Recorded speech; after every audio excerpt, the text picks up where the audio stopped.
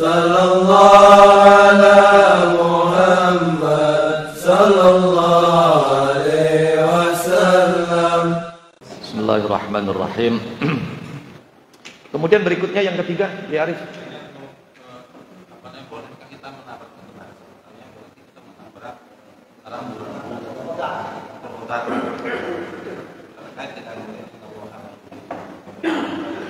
Oke.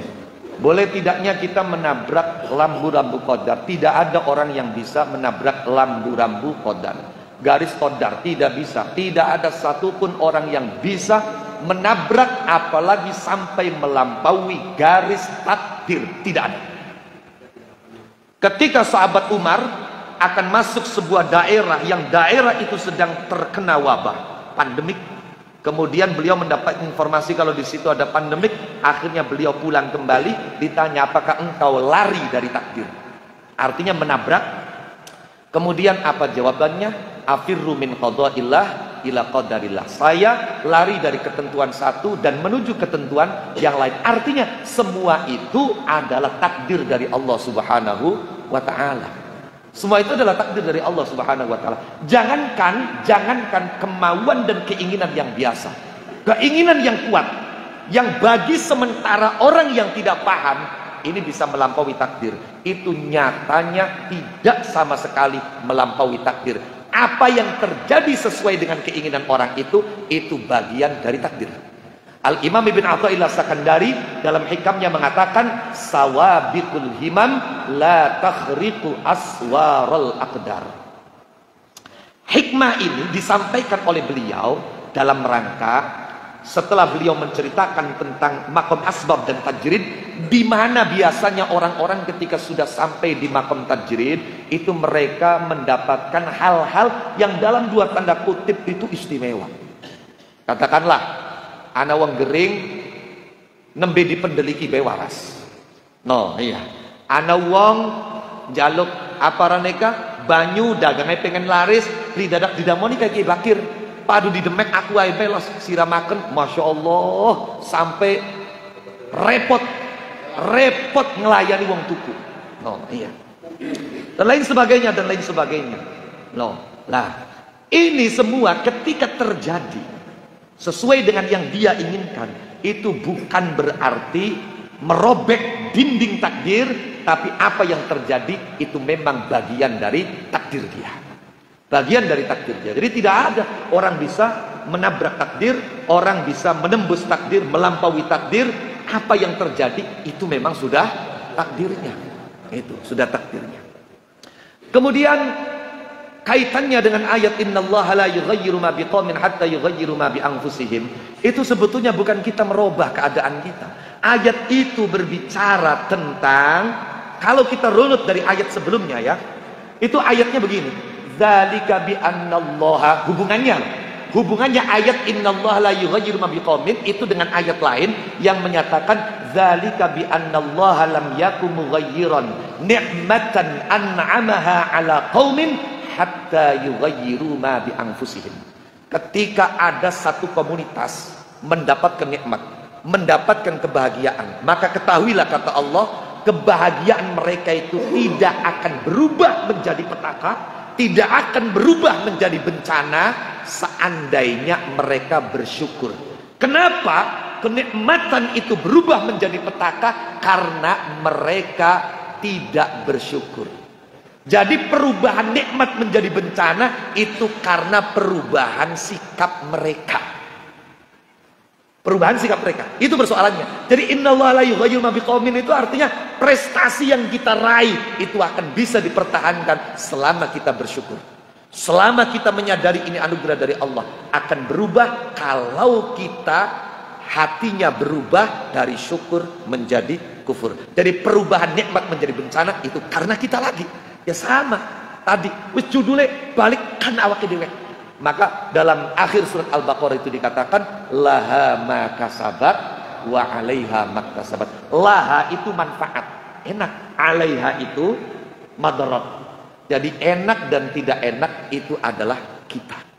No. Nah, kemudian apa namanya hubungannya dengan seringkalinya istilah sabar itu dijadikan kedok bagi para pemalas. Dan memang di negeri kita itu seperti itu ya. Jadi banyak ungkapan-ungkapan keagamaan yang benar, tapi untuk tujuan-tujuan yang salah. Karena memang kalau kita perhatikan bisa jadi kita itu sudah terkena satu sindrom yang disebut dengan apa ya? Ekstrim ritual. Jadi apa-apa itu seakan-akan kalau menggunakan merek agama itu laku. Maka politik dikemas dengan agama, baju, wah itu ada baju muslimah, baju muslim, iya.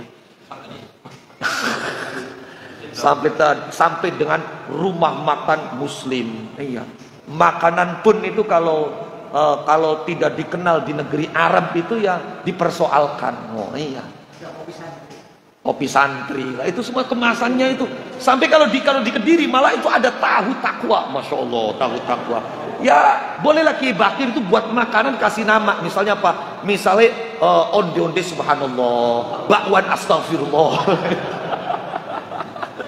Ya Rabb. Iya. Jadi sebetulnya yang membedakan antara orang yang malas dengan orang yang sabar itu adalah agama, syariat. Sudah, syariat.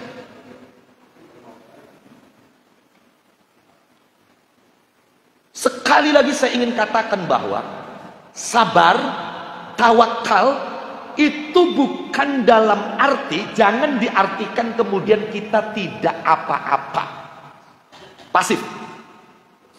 Sementara orang itu salah paham ketika dikatakan tawakal, pasrah, dikatakan sabar, kemudian dia menjadi pasif, yang pada akhirnya dia kaslan, pemalas. Tidak. Langkah kita itu disesuaikan dengan apa yang ditetapkan oleh agama. Hukum itu ada dua. Ada hukum taklif, agama perintahkan kita ikhtiar, ya kita ikhtiar. Agama perintahkan kita berobat, ya kita berobat. Agama perintahkan kita berhati-hati, ya kita hati-hati. Adapun apapun yang kemudian menimpa kita, yang terjadi pada kita, lah ini hubungannya adalah hukum tasrif. Kita mesti sabar, kalau bisa kita ridho, kita tawakal. Lah itu.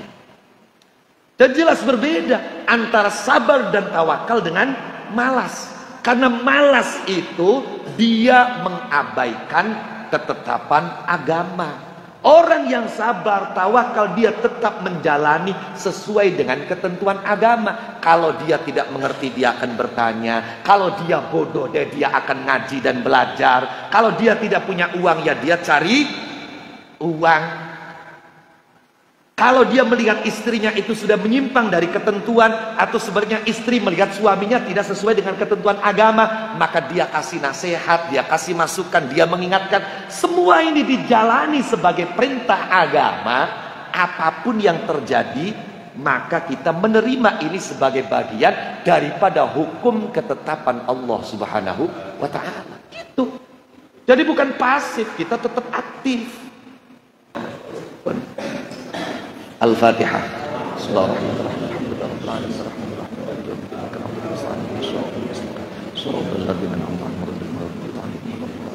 Sallallahu ala Muhammad sallallahu